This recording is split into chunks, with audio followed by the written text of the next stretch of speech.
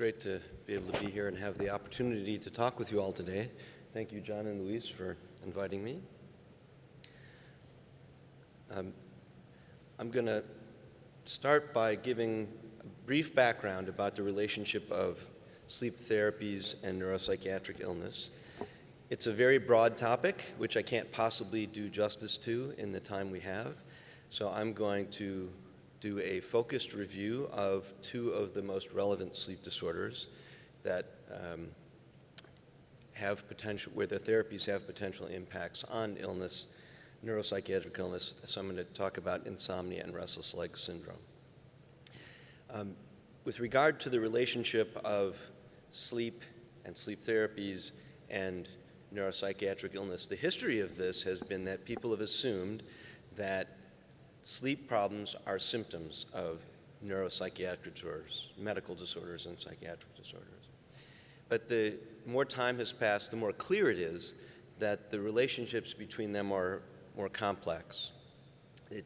There's possibility of bidirectional impact, and I don't want to minimize the importance of neuropsychiatric disorders and their treatment on sleep, but I'm not going to be able to talk about that today because of time. The opportunity from the point of view of sleep therapeutics and neuropsychiatric disorders is where there are sleep problems that affect neuropsychiatric conditions. Treating those problems may improve the course of the neuropsychiatric illness. Another possibility is that some of the treatments we use to treat sleep disorders appear to have independent effects on neuropsychiatric conditions that are probably not mediated through improving sleep. So I'm going to look at this issue from those two perspectives. And we're going to start by talking about insomnia. So just to orient everybody, insomnia is defined as trouble falling asleep or staying asleep that occurs despite having an adequate opportunity for sleep, adequate circumstances for sleep, and it has to occur at least 3 times per week for at least 3 months to currently meet the diagnostic criteria, and it has to be associated with some impairment of function or quality of life. Oop, went the wrong way, sorry.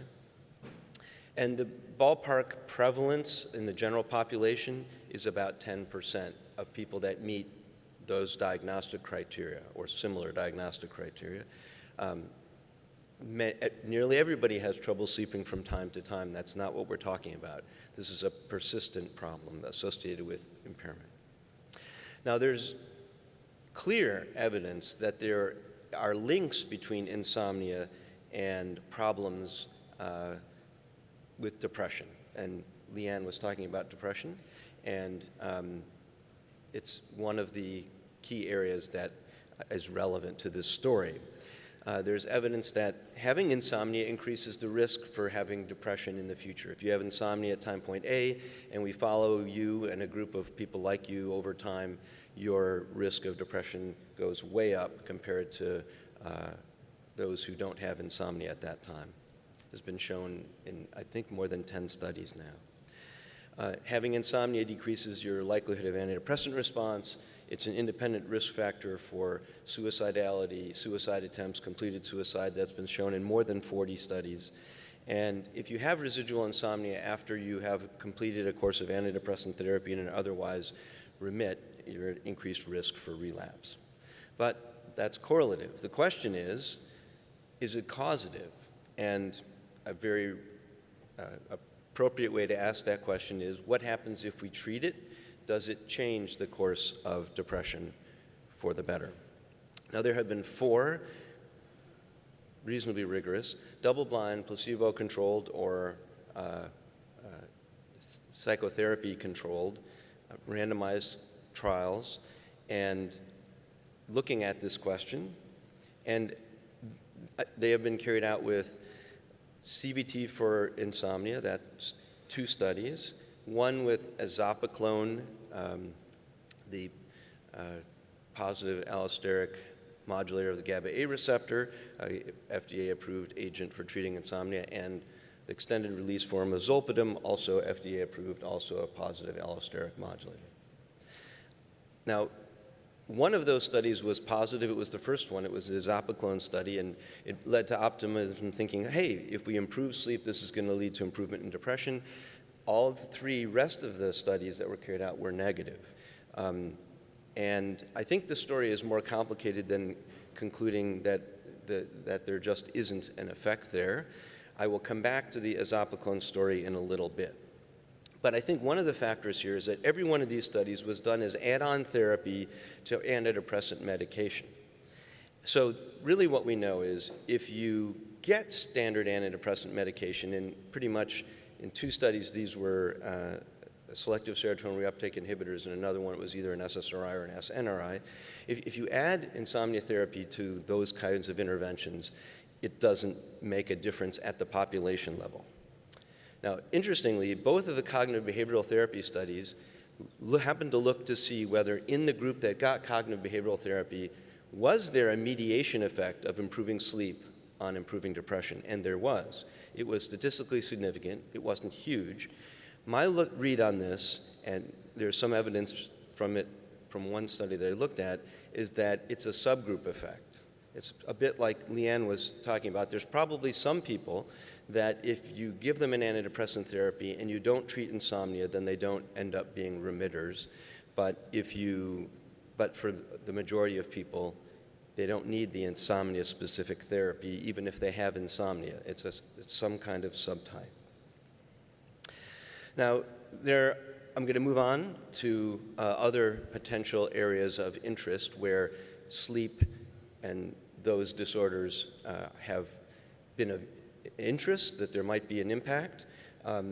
There's correlative evidence of links, but generally not clear evidence of causality or solid treatment studies done.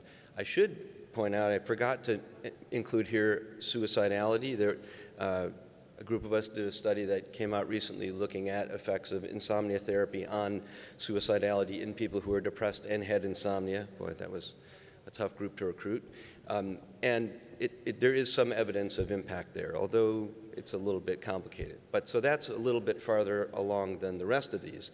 One of the areas of interest is that sleep deprivation, which is not the same as insomnia, predisposes people to mania, but many people who have insomnia experience sleep loss, so it could be a contributor to developing mania. It's unclear if trying to address sleep disturbance in euthymic or becoming hypomanic or manic bipolar patients might make a difference. Another one of these observations that is correlative is that insomnia has been observed to be a harbinger of exacerbation of psychosis in people who have schizophrenia, of episodes.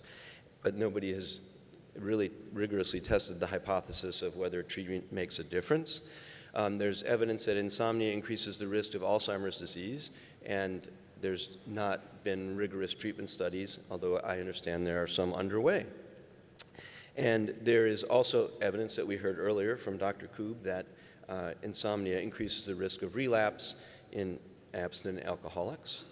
And there is some data there, and we actually heard a little bit about some of it, but it's really not a clear story as I read the literature available to date. And then in traumatic brain injury, if you have sleep disturbance, this predicts poor outcomes down the road, and nobody has looked at that. Now I want to talk about some of the therapies that probably do have an effect on neuropsychiatric conditions that's not mediated by improvements in sleep.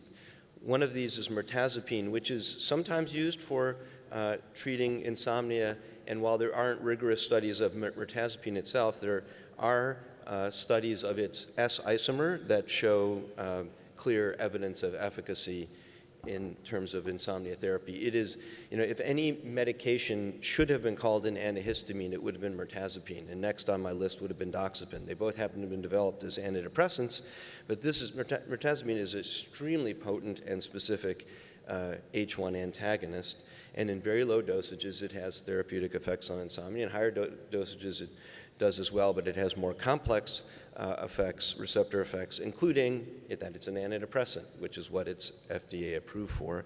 And so obviously it's an insomnia therapy that can be used as an antidepressant. Clonazepam is a positive allosteric modulator, or the GABA A receptor, and it has clear effects on anxiety. It's FDA approved for that, so obviously it can be used in that context. Antipsychotics have broad receptor antagonism that could enhance sleep in a number of ways, and some people use these drugs off-label for treating insomnia. It's not an on-label therapy, but obviously they have beneficial effects in a number of psychiatric conditions. And last, I just want to mention over-the-counter antihistamines, which have antihistaminergic and anticholinergic effects, that they're do in some people promote cognitive impairment, presumably because of their anticholinergic effects primarily, and so may have an adverse impact.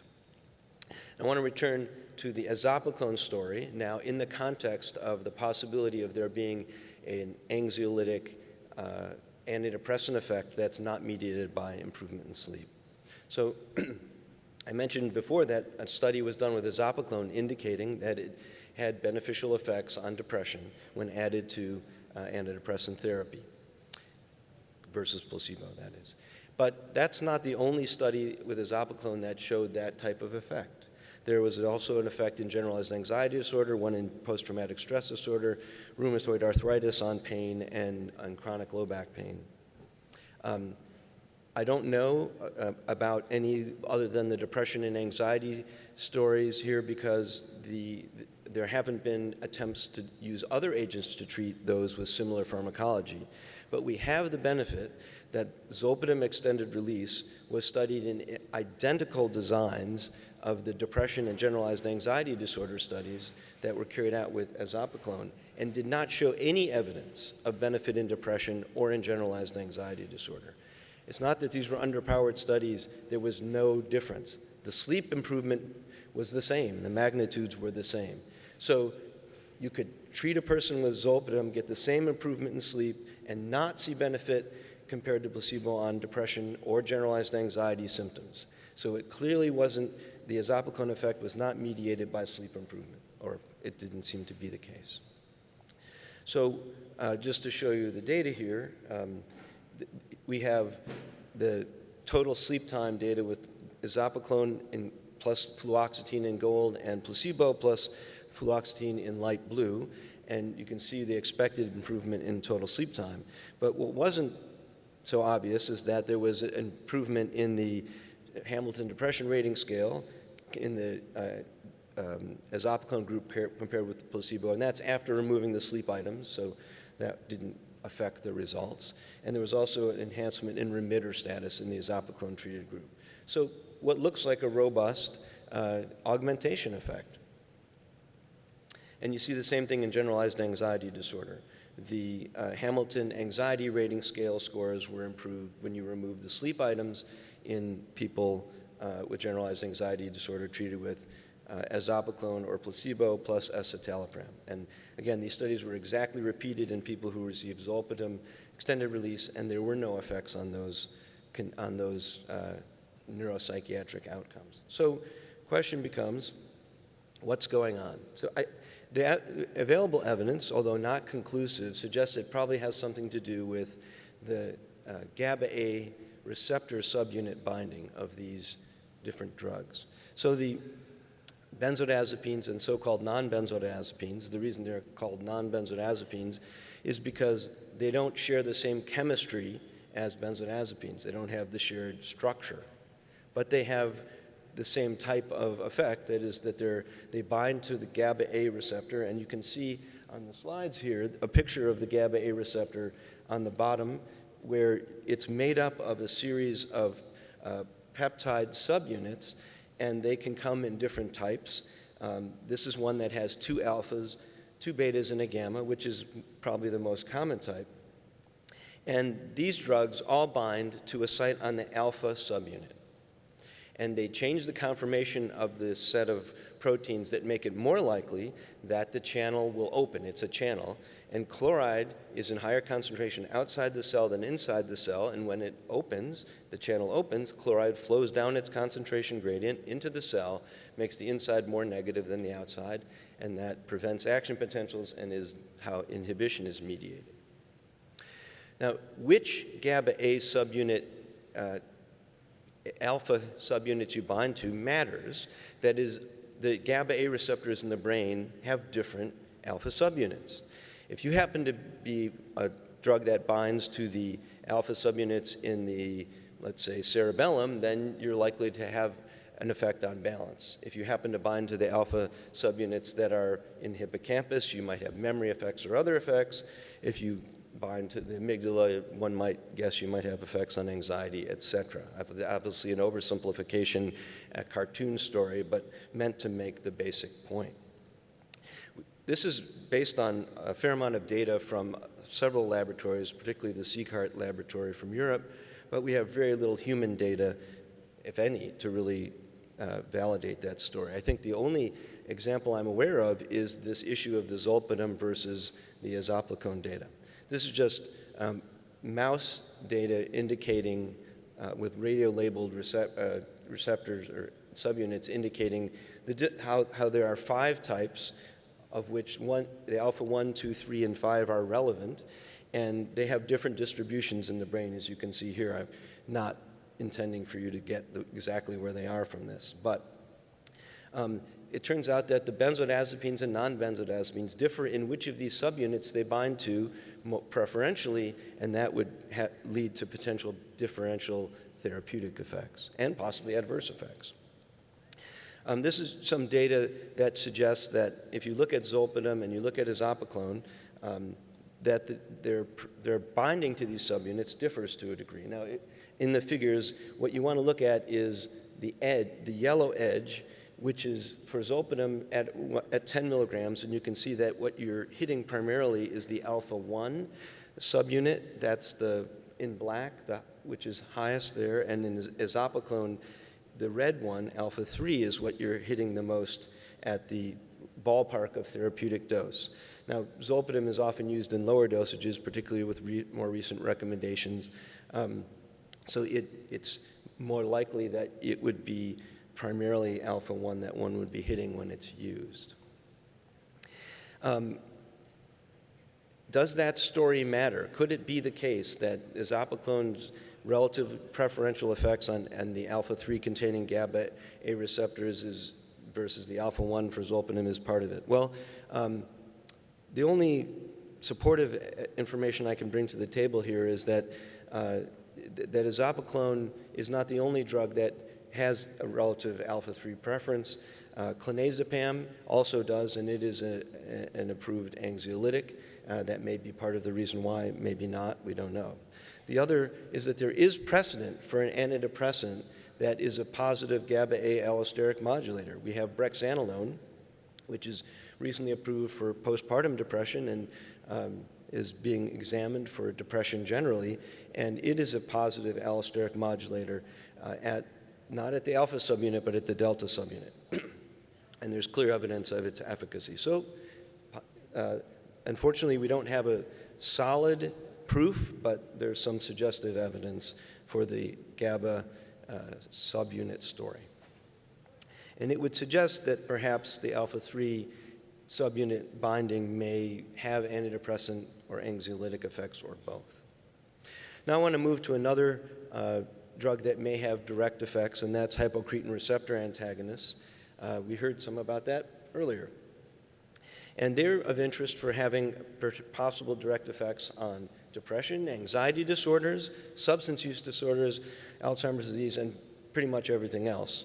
But the main interest has been in these. And in depression, I would say my overall take is that it's not clear what's happening. There's animal work that supports that there might be some effect there. I mean, the fact that there's rodent models of depression where there's benefit, of course, is hard to know what to do with, because those studies sometimes don't manifest in positive therapeutic effects in humans. Excuse me. But I think the clearest data we have to date was a placebo-controlled trial done in depressed patients with the dual hypocretin orexin antagonist filarexin, which it was a study that where we didn't quite meet our enrollment targets. It was stopped a little bit early, or a bit early, but there was no evidence of a signal of an antidepressant effect in them. That's all I'm aware of at this point, so we'll have to see what happens if more studies are done.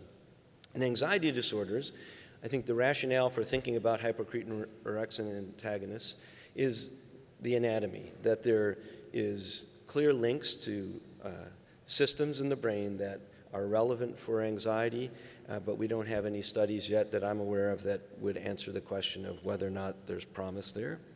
And in post-traumatic stress disorder, there's interest in hypocretin 1, orexin 1 specific drugs because of some animal study that suggests that they might have a facilitating effect on fear extinction. And then some interesting data with Alzheimer's disease.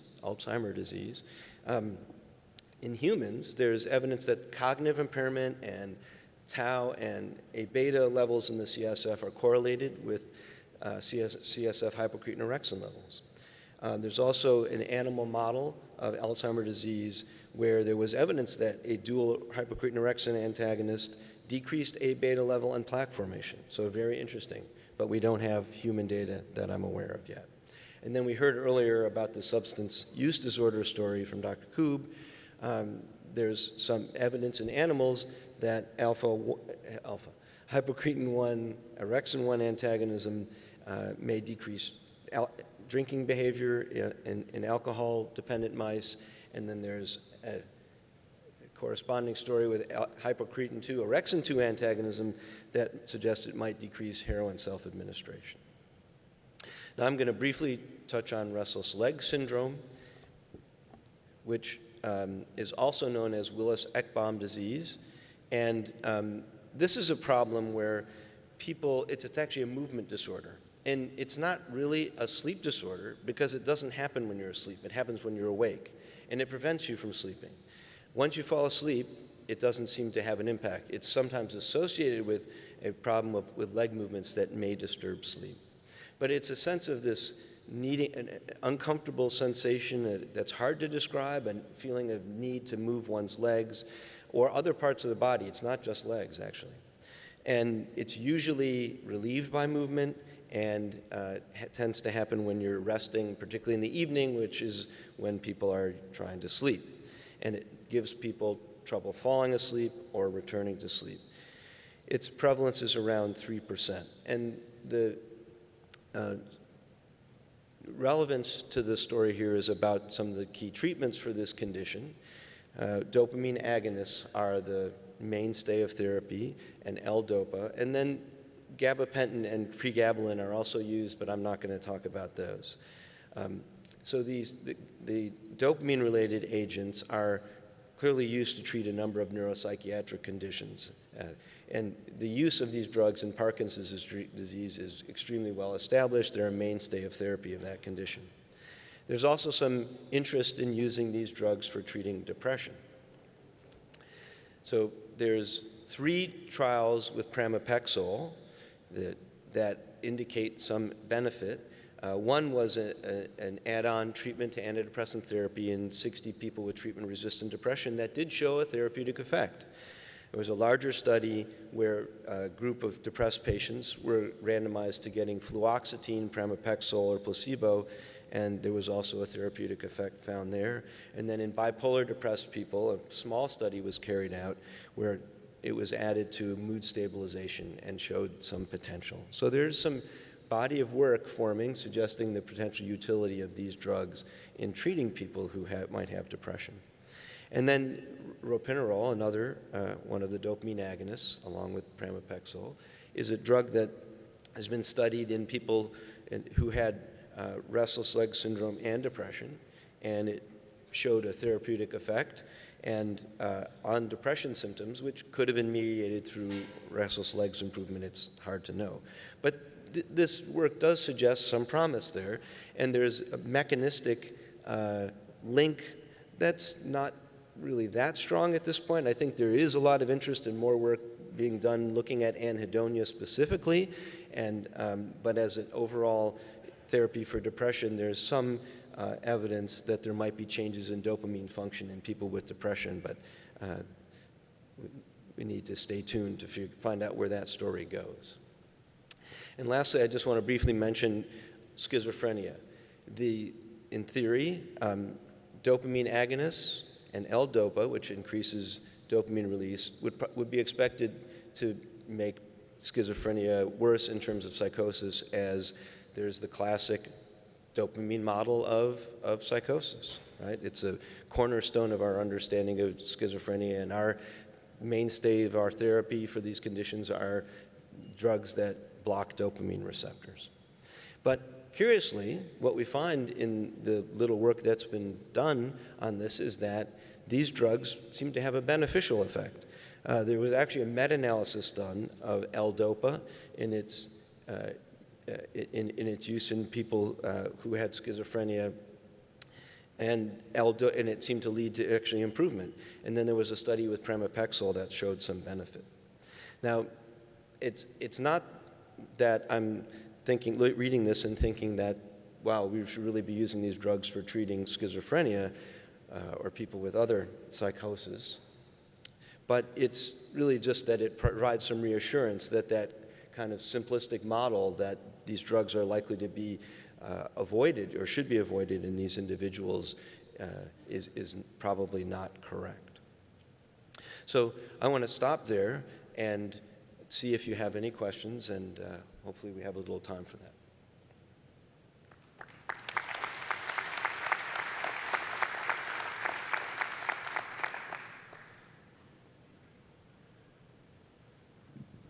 Thanks for a very interesting talk. Over here. That's you. Which one? Hi. I know this is probably too big a question to answer this, but just briefly, one of the questions as a clinician I've had for a long time is, what are these sleep meds that we're using in our patients actually doing to the sleep structure? Are any of them a problem for sleep like alcohol is? So if you could just perhaps answer, are there any of the commonly used sleep medications that we should really be avoiding in our patients? Thank you for that question. So the question is, should we be avoiding any of the sleep drugs because of possible adverse effects on sleep architecture, on basic sleep function? I'd say there's not any evidence that there are any drugs that do that we use, that are FDA approved for the treatment of these conditions, that when people, let's say, get zolpidem, actually zolpidem is a good example. The benzodiazepines received some attention because they tend to lead to some suppression of slow-wave sleep and of REM sleep, actually both, but particularly slow-wave sleep, and they can enhance high-frequency activity during sleep. And so people have held the view that perhaps that's not natural sleep, or that there's something bad about it or negative about it. I'm not aware of any data that confirms that. And I've treated many people with those medications, and when they get them, many of them say, I feel better. They don't say, I feel better, but my sleep still doesn't feel right. Sometimes people say that, but it's not usually the case. So, and we don't have any data to support that they're a problem. At this point, what sleep architecture means in terms of the distribution of REM and non-REM is really unclear, particularly in the context of treating insomnia. We have a number of drugs that greatly enhance slow-wave sleep, and people don't seem to feel better when they do that. And it's probably because enhancing slow waves is not one thing. It's not necessarily doing what sleep does naturally better. It's a complicated story. Thank you for a great talk. I have two questions. One, if in the studies you presented, some of them use medication and some of them use CBT. Yeah. Were the effect on sleep the same or different? Meaning, the sleep improved the same way in those patients? I can't say way, but the effect sizes are pretty comparable. There have been a number of meta-analyses trying to compare those effect sizes, and they repeatedly have shown comparable effect sizes. But I think one of the big differences is that when people get CBT for insomnia, they often have long-term benefit, whereas if you treat a person with an insomnia agent, so far, at least for primary insomnia, when you stop the medication, the problem returns, at least to a degree. The only exceptions for that are now 2 studies where in depression, where medications were given in addition to antidepressant therapy, and the sleep benefit actually sustained. But people were only followed for a relatively short period of time. But to me, that's the biggest issue, that there's great benefit of the CBT because the long-term improvement, of course, the side effect profile and cost issues. And so. Yeah. And just one more question about when you say that some of the studies did not show effect on depression and anxiety, were people looking at the cognitive aspects, like if only concentration improved, thinking about the link between sleep and cognition? I don't recall ever looking specifically at that feature. Our a priori plan I was part of both of those CBT studies, and in both cases, the plan was to look at the depression score on the Hamilton rating scale. And so we didn't want to look at individual features. And of course, we did look at things in a post hoc way, but I don't remember that particular question being raised. But it's an interesting one. Okay, thank you. Yep. Yeah, David Lemminger from NIAAA. Really nice talk. Thank you. This is more of a sort of pitch, I guess. There's a lot of people now using cannabis for sleep therapy, not in any controlled situation, as well as CBD. So I think the pitch I want to put in is that there needs to be a lot more research, actually controlled research on these substances to see if they really provide any benefit. It's an important point. I have a lot of people come into clinic and tell me that they are trying this, and it's obviously a big impact on our public health. One issue about that, it's actually hard to study because of the challenges of it being at federal level illegal, but hopefully that'll be something that gets studied in the near future. Hey, I wondered if you mentioned allopregnanolone, Yeah. and of course it's been in the news recently with the SAGE study in MDD, and so I just wondered, and it's an interesting sort of approach of sort of a periodic treatment or short-term treatment, but I just wondered if you could say a little more about what you understand about the mechanism there that would sort of understand sort of the approach to looking at it both postpartum and also in a more heterogeneous population. I can say I know nothing about that. It's just not something that I particularly worked on or have particularly insight about that would help you. But to me, I brought it up because of the precedent that it's a allosteric modulator of the GABA A receptor, and that it suggests that there could be other GABA A allosteric modulators that might have antidepressant and anxiolytic effects. That was the extent of it. There's someone on the other side, I think, before I speak. I'm sorry. Thank you. I believe you were first, but I might have a very brief question. Yeah. Is there any evidence for use in children or adolescents with any of these sleep agents for comorbid insomnia and psychiatric disorders, or is this all adult studies? These are all adult studies, and it is really an unfortunate thing that we don't study them in children, because the reality is a fair number of children get treated with medications while we would like to avoid them. It's obviously happening, and I think it doesn't make sense not to study it because we'd rather not use them.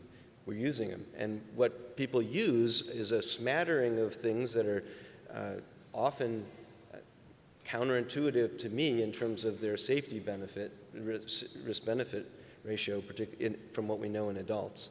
So I think it's an important need.